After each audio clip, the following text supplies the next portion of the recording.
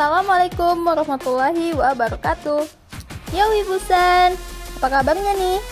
Kali ini kita akan khusus mendiskusikan arc yang terbaik di One Piece. Apa saja kah itu? Disimak aja ya guys. Dan bagi yang baru bergabung, arigatou gozaimasu. Selamat bergabung ya.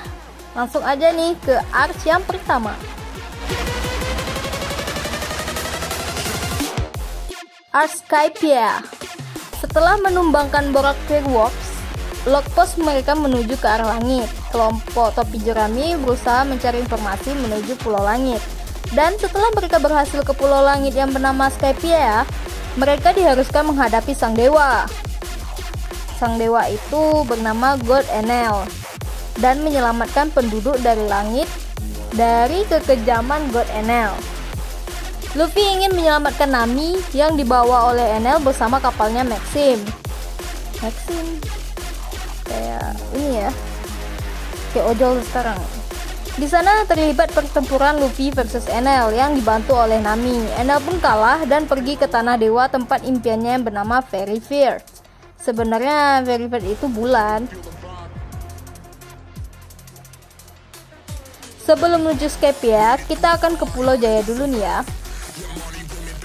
Kisah ini terjadi di Pulau Jaya, pulau yang tidak terjangkau oleh hukum. Di tempat ini banyak berkeliaran penjahat yang berfoya-foya dan berjudi setelah bepergian mencari harta. Pada awalnya, Luffy dan Zoro yang turun untuk mencari informasi di pulau ini telah berjanji kepada Nami untuk tidak berkelahi. Karena Nami merasa khawatir apabila terjadi keributan, mereka tidak akan dapat informasi yang sangat mereka butuhkan. Akibatnya, Luffy, Zoro, dan Nami malah ditertawakan dan dipermalukan oleh semua penjahat yang ada di sebuah bar. Ketika mendengar pertanyaan Nami tentang bagaimana caranya pergi ke Pulau Langit, yang lebih parah lagi, Luffy dan Zoro dihajar habis-habisan oleh Bellamy sang hyena dan dari kelompok bajak laut Bellamy. Setelah kembali ke Going Merry, Robin kembali dengan membawa informasi bahwa mereka harus bertemu dengan seseorang yang bernama Moonbird Cricket yang diyakini menyimpan informasi bagaimana cara untuk dapat pergi ke Pulau Langit. Luffy dan krunya bertemu dengan Moonbird Cricket serta aliansi manusia monyet untuk menanyakan cara bagaimana pergi ke Pulau Langit. Mereka percaya bahwa Moonbird Cricket dapat memberikan informasi yang tepat karena Moonbird Cricket merupakan keturunan dari Norland si pembohong. Banyak kejadian yang terjadi di pulau ini. Di antaranya pertempuran Luffy melawan Bellamy, pertemuan Luffy dengan calon Shichibukai Marshal Gitage atau yang lebih dikenal dengan nama Kurohige, serta pencarian burung Swordbeard oleh Luffy dan krunya. Dengan bantuan Cricket dan aliansi manusia monyet, kelompok bajak laut topi jerami dapat menemukan knock upstream, yaitu gelombang laut yang menjulang ke atas langit dan diyakini sebagai jalan untuk menuju Pulau Langit. Cerita Skypiea dimulai dari chapter 237 sampai chapter 302. Dengan knock upstream, topi jerami akhirnya tiba di White Sea. Sebelum akhirnya mencapai Skypiea, di sini mereka bertemu dengan penduduk Skypiea, Konis dan Pagaya.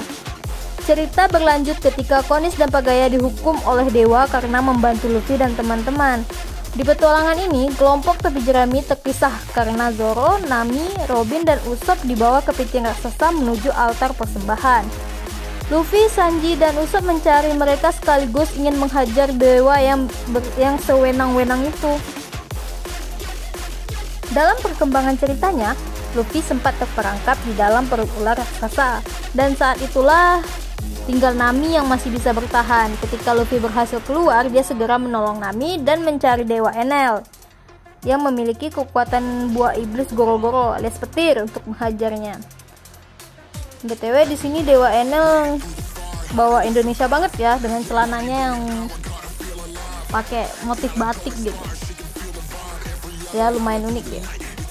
Akhir dari cerita ini adalah Robin menemukan salah satu poneglyph.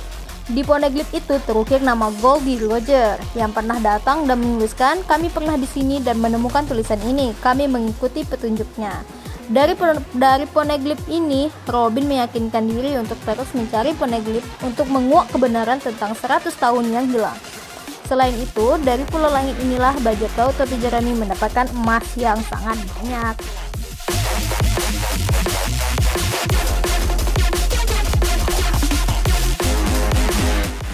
Selanjutnya kita akan memasuki arc yang kedua, yaitu arc Alabasta. Oke, saya tahu memang arc Alabasta bukanlah arc paling awal ketika bajak laut topi jerami masuk lautan Grand Line.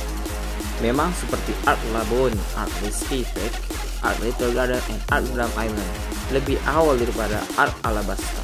Namun menurut saya keempat arc awal tersebut masih masuk dalam arc Alabasta. Kenapa bisa? Ya, jawabannya simple. 4 arc awal tersebut merupakan setup untuk cerita di arc Alabasta nanti. Seperti munculnya Nefertari Vivi di arc Labuan, mulai diperkenalkan Baroque Works sebagai organisasi yang menjadi musuh di Alabasta, dan bergabungnya Vivi di bajak laut topi jerami di arc Whiskey Peak. Bergabungnya Vivi di bajak laut topi jerami selama 4 arc. Nefertari Vivi memutuskan bergabung bajak laut topi jerami ketika di arc Whiskey Peak, hingga Vivi cukup mengikuti banyak petualangan bersama bajak laut topi jerami. Bahkan Vivi pun ikut menyaksikan bergabungnya Chopper ke bajak laut topi jerami, sehingga Vivi sangatlah berteman dekat dengan setiap anggota bajak laut topi jerami, mengingat ketika Alabasta negerinya dalam kondisi yang genting. Namun Vivi tetap memutuskan untuk mencari dokter terlebih dahulu ketika Nami sakit saat arc Drum Island. Munculnya Port Gaddi S, siapa yang tidak kaget ketika di tengah cerita arc Alabasta ternyata Luffy memiliki saudara laki-laki yang muncul begitu saja, yaitu Port Gaddi S, yang ketika saat itu motif dia datang ke Alabasta adalah mencari Kurohige. Dan karakter S saat di arc Alabasta ini cukup membuat penonton hype, mengingat sempat terjadi pertarungan S versus Smoker, yang dimana S dengan mudah menahan Smoker yang sedang mengejar Luffy, serta S yang menghancurkan beberapa kapal Baroque Works hanya dengan satu serangan. Misteri Favorite Card, ketika S sudah menemukan Kurohige palsu di Alabasta, S memutuskan untuk berpisah dengan bajak laut topi jerami untuk mencari Kurohige yang asli. Sempat ada sebuah pertanyaan besarnya yang menjadi misteri saat itu. Sebuah potongan kertas kecil yang tidak memiliki tulisan yang diberikan oleh S terhadap Luffy saat ketika ia akan berpisah. Ya, dan hal ini sangat memorable ketika kita sudah melihat One Piece sampai arc trailer bug setelah 200 episode. Lebih barulah pertanyaan ini terjawab. Ternyata kertas itu adalah favorite card yang bisa menunjukkan lokasi serta keadaan pemilik kertas tersebut. Dan munculnya Climatex, senjata milik Nami. Ya, cikal bakal senjata Nami yang digunakan sampai sekarang, yaitu Sword Carry Climatex, berasal dari arc Alabasta, yaitu Climatex. Senjata ini dirancang awalnya oleh Usopp dan terus mendapatkan upgrade seiring berjalannya waktu, mulai dari Climatex, lalu Perfect Climatex, dan menjadi Sword Carry Climatex yang digunakan pada saat ini. Opening yang memorable dan bergabungnya Nico Robin. Mengingat arc Alabasta diisi oleh opening 2 dan opening 3, One Piece yang sangat tua dan cukup nostalgia ketika orang mendengarkan opening 2 dan 3 One Piece ini. Namun ada hal yang lebih daripada lagu nostalgia ini, yaitu ketika awal munculnya opening ketiga. Saat itu fans One Piece cukup heboh dikarenakan pada opening ada spoiler, yaitu Nico Robin yang berada di Going Merry Go alias kapal pertama bajak laut topi jerami. Mengingat ketika arc Alabasta, Nico Robin adalah tangan kanan dari musuh utama bajak laut topi jerami, yaitu Crocodile. Namun memang pada cerita Alabasta kita dibingungkan oleh karakter Nico Robin yang terkadang terlihat seperti pembunuh, namun terkadang membantu bajak laut topi jerami. Selanjutnya, awal dikenalkan Rob Poneglyph. Poneglyph awal mula muncul di cerita One Piece ketika arc Alabasta. Ya, Poneglyph yang menjadi interest Robin serta ketakutan World Government yang hingga memutuskan untuk membunuh seluruh arkeolog di kampung halaman Nico Robin, yaitu O'Hara. Walaupun Robin berhasil lolos kabur dan menjadi incaran World Government saat ini, dikarenakan Robin memiliki kemampuan membaca teks poneglyph yang katanya memiliki informasi tentang Void Century atau Blank Century yang menjelaskan 100 tahun ada sejarah kosong dan tidak ada satupun informasi yang terjadi saat itu. Musuh bajak laut topi jerami saat Ark Alabasta adalah Borok-Tuvok yang dipimpin oleh Crocodile, yang juga sebagai salah satu anggota Oka si Chibukai. Tentunya pertarungan ini sangat epik, mengingat pertarungan ini tidak berlangsung satu kali. Pertarungan ini berlangsung selama 3 kali, yang dimana 1 kali Luffy kalah lalu diselamatkan oleh Robin dan Pell. Yang kedua, Crocodile memutuskan untuk pergi ke bawah tanah ketika mengira Luffy sudah kalah. Dan yang ketiga, pertarungan di bawah tanah yang dimenangkan oleh Luffy.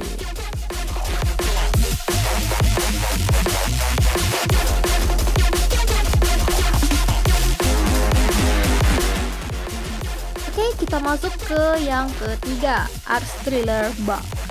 Kru topi jerami kembali berlayar setelah berhasil meloloskan diri dari Wakil Admiral Monkey D. Garp alias kakeknya si Luffy dan Admiral Aokiji ketika hendak pergi ke Water 7.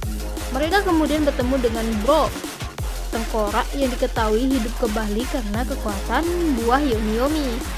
Luffy menginginkan agar Brook menjadi anggotanya. Brook pun sebenarnya juga ingin menjadi anggota topi jerami, tetapi karena bayangannya telah dicuri, Brook tidak bisa keluar dari Florian Triangle. Jika Brook terkena sinar matahari, dia akan terbakar atau mati.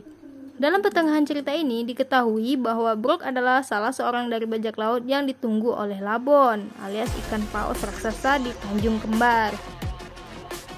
Cerita Thriller Bug ini dimulai dari chapter 422 hingga chapter 489. Kemudian mereka terperangkap di kapal raksasa bernama Thriller Bug yang merupakan kapal bajak laut yang terbesar milik Gecko Moria.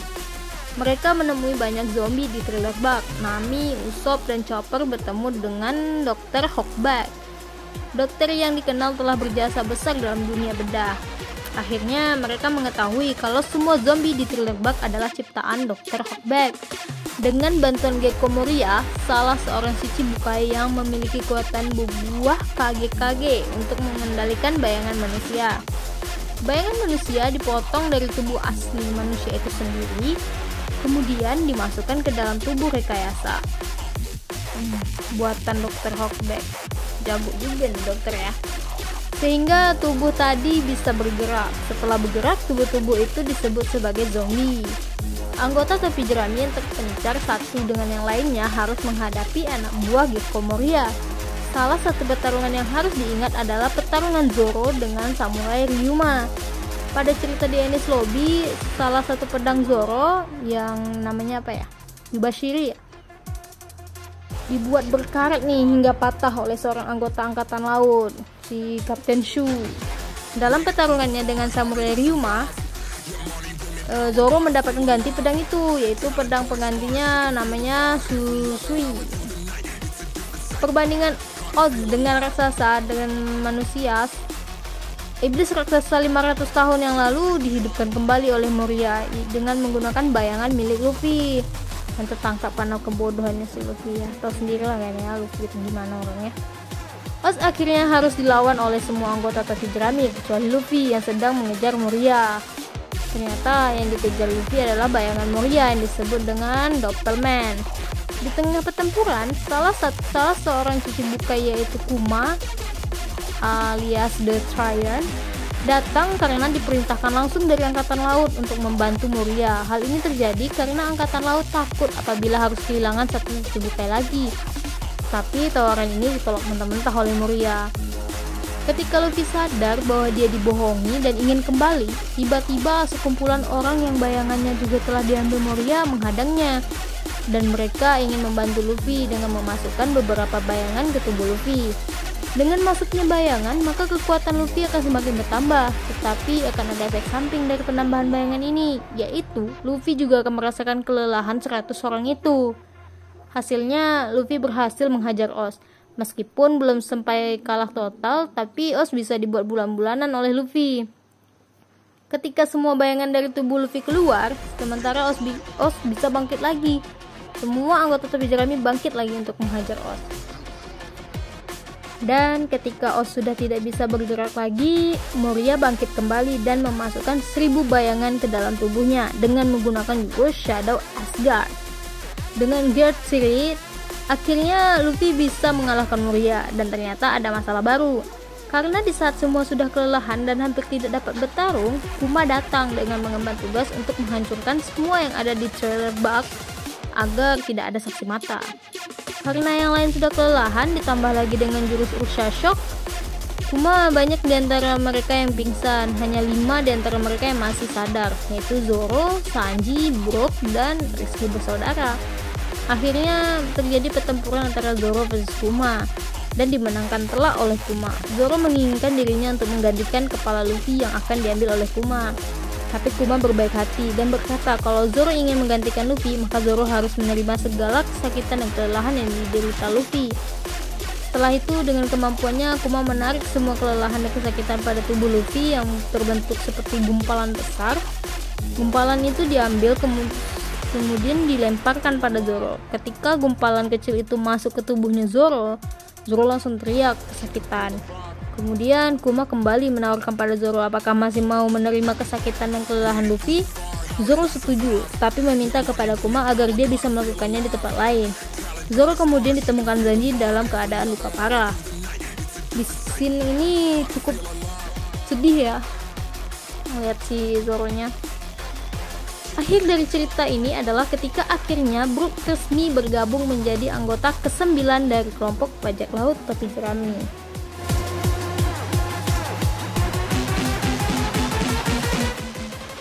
Yo, selanjutnya kita masuki arc Law Body. Arc ini sebenarnya mengangkat sisi kelam dari apa yang terjadi di dunia One Piece itu sendiri. Contohnya adalah di mana di pulau tersebut terdapat sebuah lelang yang memperjualkan duyung dan manusia ikan dan juga manusia biasa. Tujuannya adalah untuk dijadikan budak. Di arc ini juga kita diperkenalkan dengan salah satu kelompok di tahta tertinggi, yaitu kaum naga langit yang merupakan keturunan dari pendiri pemerintahan dunia. Luffy sendiri sudah diperingatkan sebelumnya untuk tidak berbuat macam-macam kepada naga langit. Namun, melihat Hachi yang merupakan temannya ditembak oleh kaum naga langit, Luffy pun tidak segan untuk menghajar mereka. Hasilnya adalah seorang laksamana pun langsung turun ke wilayah tersebut, yaitu Kizaru. Mereka pun harus mengalami kekalahan besar dan merasakan kuatnya kekuatan angkatan laut dan pemerintah. Selain Kizaru, angkatan laut juga mengirim Sentomaru beserta para pasifista. Jika saja Kizaru tidak dihentikan serangannya oleh Rayleigh atau Silver Rayleigh, mungkin Luffy dan kelompok topi jerami sudah selesai nasibnya. Dan jika saja Kuma yang asli tidak menghentikan salah satu serangan pasifista, mungkin nasib Luffy akan tewas di tempat itu.